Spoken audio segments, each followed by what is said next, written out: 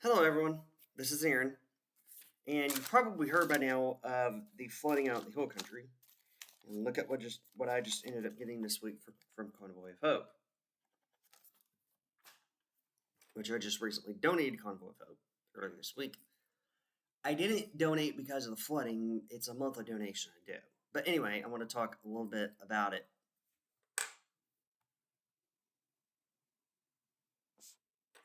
I want to talk a little bit about it. As you can tell, I'm wearing my shirt from the Batman movie. Anyway, I want to talk about some of the factors at play and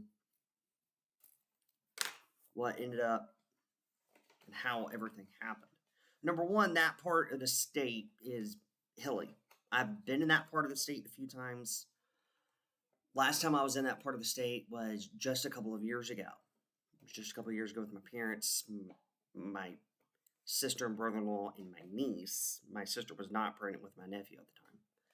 My nephew will be 5 months on Thursday.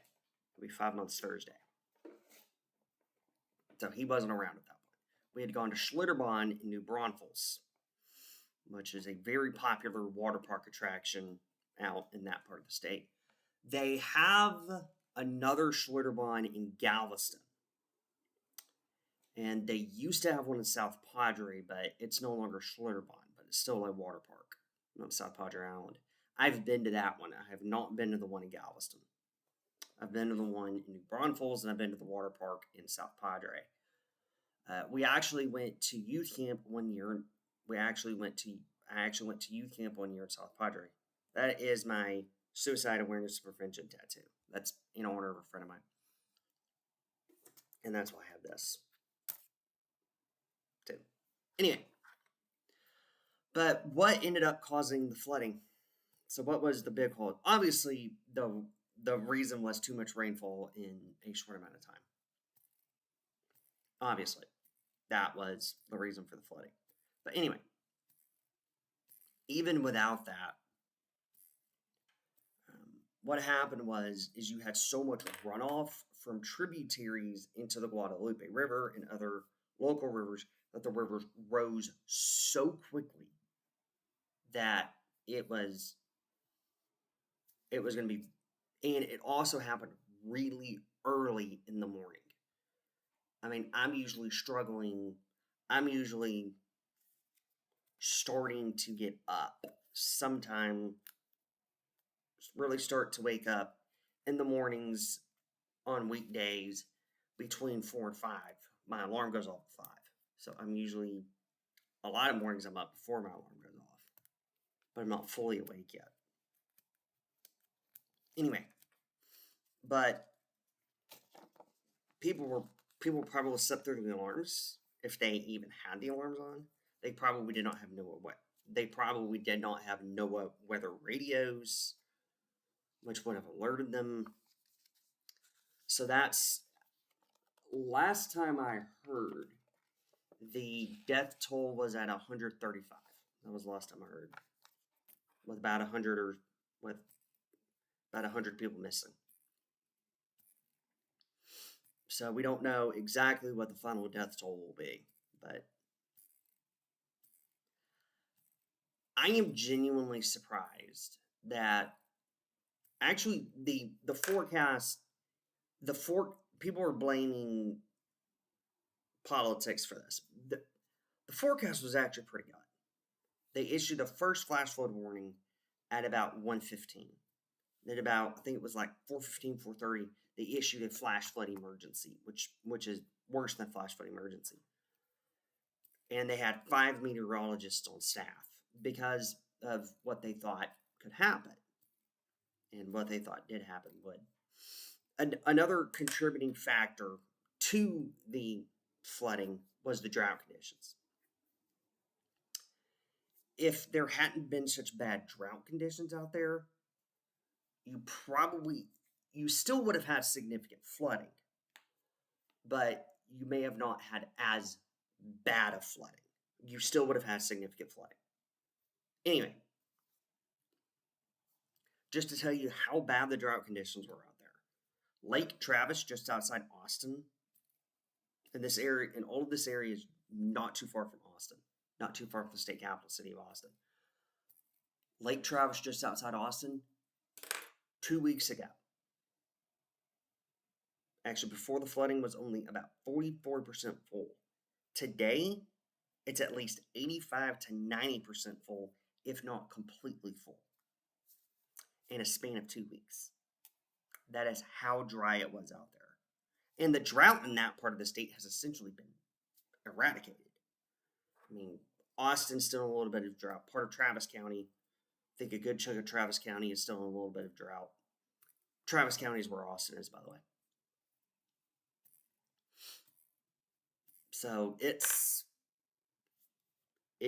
really did, it essentially knocked out the drought. My dad has family my dad has cousins who live out in that part of the state.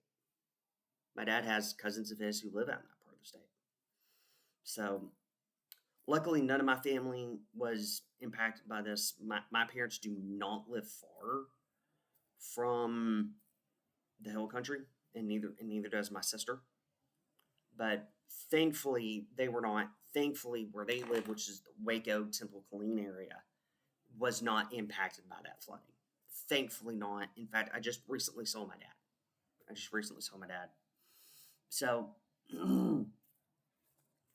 the drought conditions definitely contributed to the flooding. The amount of rainfall contributed to the flooding. Now, if you hadn't had all those tributaries filling up, all those creeks and streams filling up around the Guadalupe River and the other rivers, you wouldn't have had as much flooding. You would not have had as much flooding. And then you had some flooding just shortly after, too. And there's my other tattoo. My ADHD awareness one. Anyway, you wouldn't have had as much flooding if the tributaries hadn't been filling up. The tributaries filled up and filled up really quickly and caused the rivers out there to rise at a very rapid rate.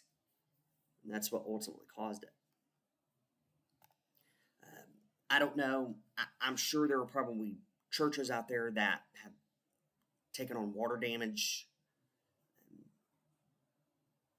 I'm sure there are, in fact, the South Texas District Campground, or South Texas Ministry Network, whatever you want to call it these days. I still call it the South Texas District because that's what I grew up knowing it as.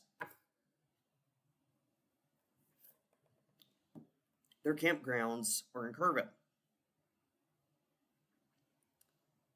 And I've not heard of any damage to the South Texas District campgrounds in Kerrville. I've not heard any reports of damage. I've not heard any reports. But unfortunately, a lot of people, just due to a confluence of factors, the lack of warning system probably. They're now talking about in the special session that the governor has called about getting warning systems put in place. Getting warning systems put into place that could possibly prevent this kind of stuff from happening again. Not putting sensors and warning systems and alarms and stuff like that in place to prevent this from happening, to potentially prevent this from happening again. That part of Texas is in what is known as Flash Flood Alley. There have been numerous flash flood events. In fact, when I was in the Hill Country, in Wimberley, Texas, in 2007 for a family vacation, it was flooding out that part of the state. It was flooding due to rainfall.